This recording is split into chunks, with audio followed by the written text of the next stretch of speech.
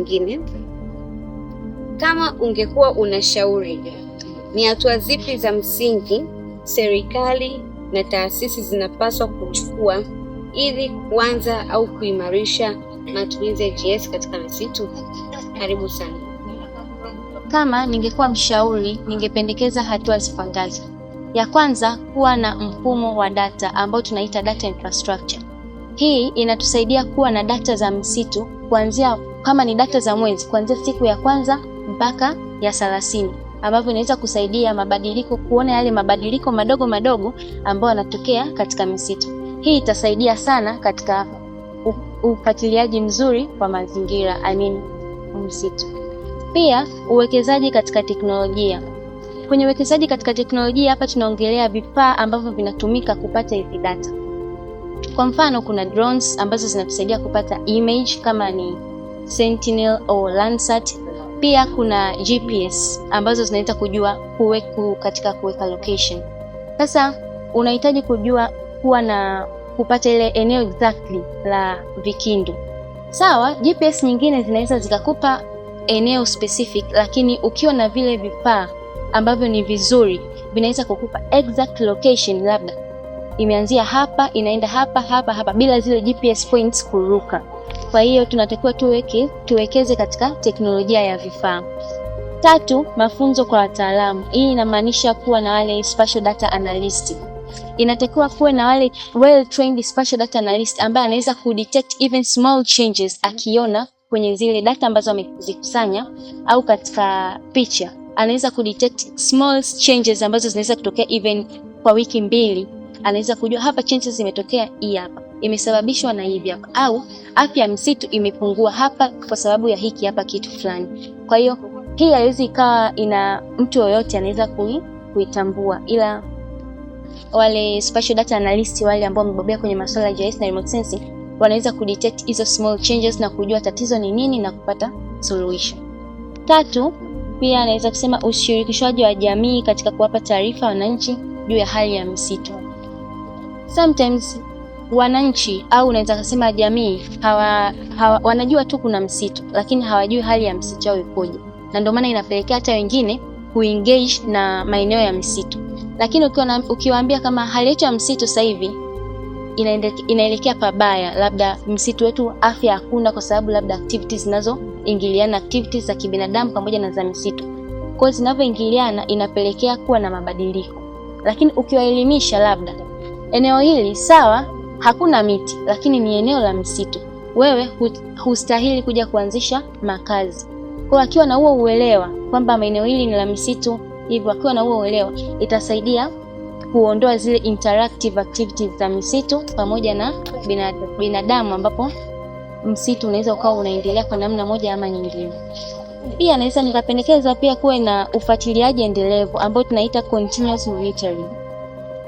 Ufuatiliaji endelevu wa misitu ni ule ambao tunajua kwenye kupata data za Sentinel unaweza ukawa unapata data za kila siku.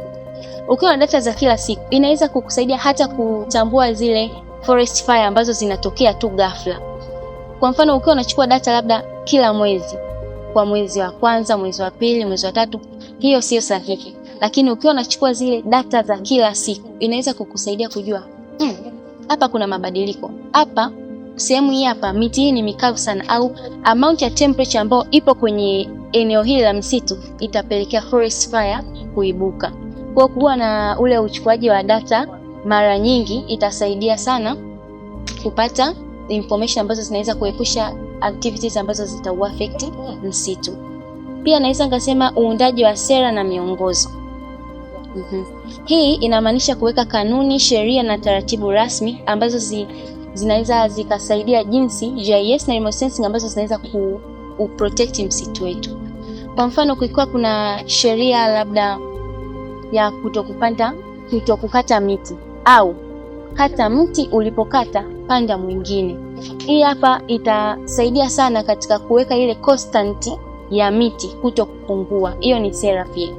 Lakini naweza nikasema kuwa na sera nyingine labda kutokana na GIS na remote sensing kuwe kuna viwango bora vya data.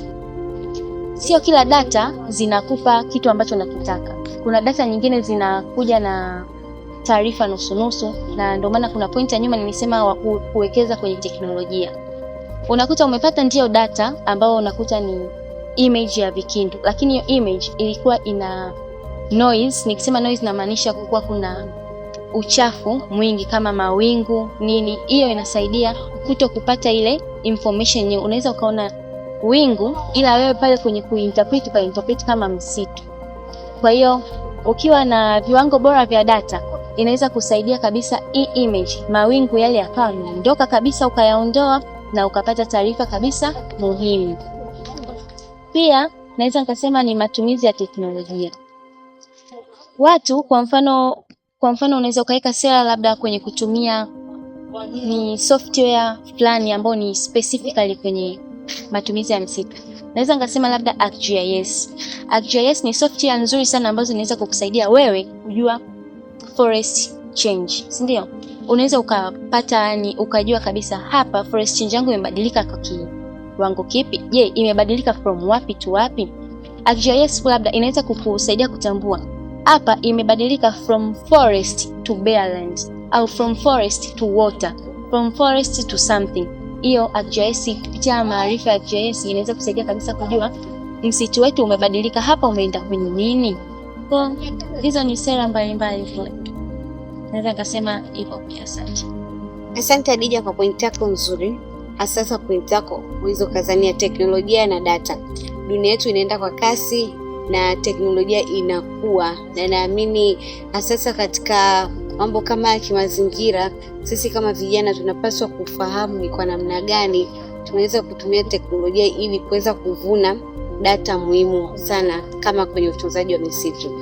Na pia kwenye swala la data, ni kweli kabisa inabidi tuhakikishe kwamba tunakuwa na data ambazo zina viwango vizuri, lakini pia ambazo ziko updated. Unakuta mtu anaweza kaja kwa msitu wa vikindu lakini amekuja kilini ana data ambayo ilipatwa mwaka jana labda mwezi wa 12, lakini mambo yanabadilika na misitu inabadilika. Unakuta yeye anakuja anakutana na vitu tofauti na vile ambavyo alitegemea atakutana navyo, na inakuwa inamrudisha mtu nyuma na pia inarudisha maendeleo ya misitu yetu nyuma. Asante sana Adija kwa kutueleza. Jimson, ni aina gani ya taarifa za GIS